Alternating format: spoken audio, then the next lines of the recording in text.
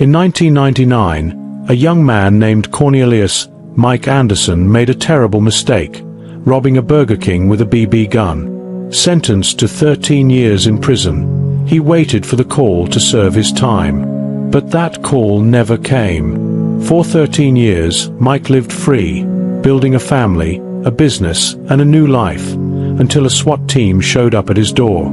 This is the story of a clerical error, a second chance, and a judge's decision that sparked a national debate about justice. How does a man walk free for over a decade, only to face prison when he's already redeemed himself? Welcome to America's Biggest Crimes, where we dive into the wildest true crime stories. If you're new, hit that subscribe button and ring the bell for more cases like this. Today, we're unpacking the incredible story of Cornelious Anderson. Let's get started. Let's go back to August 15, 1999, in St. Charles, Missouri, a quiet suburb of St. Louis.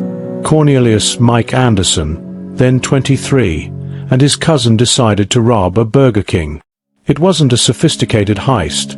Armed with a BB gun, they confronted an assistant manager making a bank deposit, took the cash, and fled. The manager, unharmed but traumatized, noted their car's license plate, leading to Mike's arrest. In 2000, he was convicted of armed robbery and sentenced to 13 years in prison. Mike posted bail while appealing his conviction, but his appeals were denied.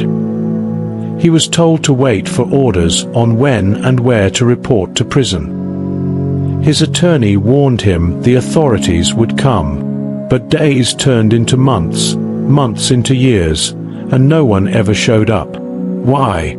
A clerical error at the Missouri Department of Corrections. They thought Mike was already in prison. For 13 years, the system forgot about him. Mike didn't run. He wasn't a fugitive. He stayed in St. Louis, living openly under his real name. He later told This American Life, "I figured they didn't care about me anymore." So, he seized this unexpected chance to rebuild his life. Over the next 13 years, Mike transformed himself. He joined a church, met and married his wife, Lacona, and became a father to 3 children, later adding a stepchild. He learned carpentry, started a construction business, and coached youth football.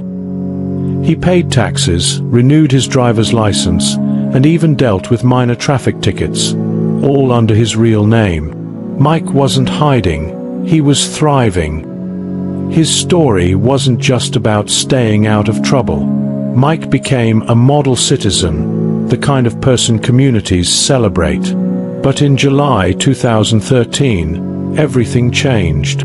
The Missouri Department of Corrections was preparing to release Mike from his sentence, only to realize he'd never been incarcerated. Their mistake was about to upend his life. Mike later recalled the moment to This American Life. "I was woken by hard knocking at 6 a.m.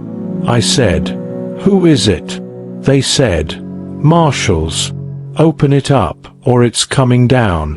A SWAT team of 8, armed with shields and rifles, stormed his home while he was making breakfast for his 3-year-old daughter. They told him, 'You're the right person.'" Mike was taken to Southeast Correctional Center in Charleston, Missouri, to serve a 13-year sentence. 13 years late, Mike's arrest sparked outrage. His attorney, Patrick Megaro, argued it was unjust to imprison a man who'd rehabilitated himself. The case hit the media, with outlets like the Riverfront Times and This American Life telling Mike's story. The victim of the robbery, Dennis, shared his trauma with the Riverfront Times, saying the robbery left him paranoid and cost him his marriage. Yet, after learning Mike had turned his life around, Dennis and his daughter agreed he shouldn't go to jail. A Change.org petition urging Mike's release gained over 35,000 signatures. Even Missouri Attorney General Chris Costa called it a difficult situation, suggesting a legal path to balance the crime's seriousness with the system's error and Mike's good conduct. Mike's team filed for clemency and a declaratory judgment, arguing the delay in punishment was cruel and unusual.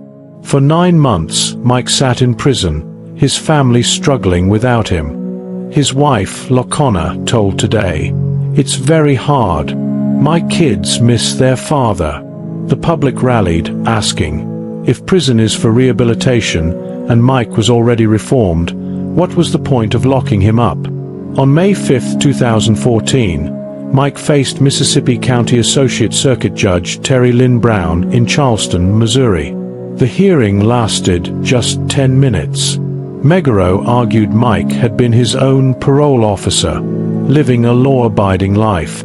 The Department of Corrections attorney offered little objection, noting Mike's exemplary behavior. Judge Brown's ruling was stunning. "You've been a good father, a good husband, a good tax-paying citizen. That leads me to believe you are a good man and a changed man." Brown credited Mike for the 4,794 days between his conviction and arrest, declaring his sentence served. Mike walked out of the courtroom, embracing his wife, daughter, and grandmother, tears streaming. He told reporters, "My faith has always been in God. I'm just so thankful."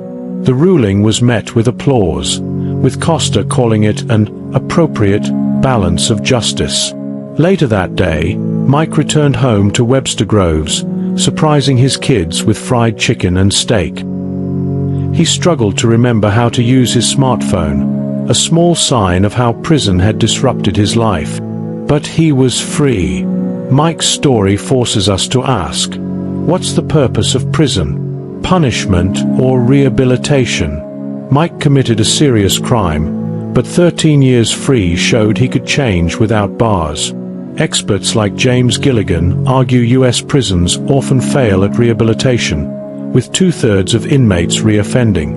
Mike's case suggests giving people a chance to reform can work better than incarceration. Even the victim agreed. Posts on X in 2025 called Mike's story a testament to redemption, sparking debates about justice versus punishment. But it's not all rosy.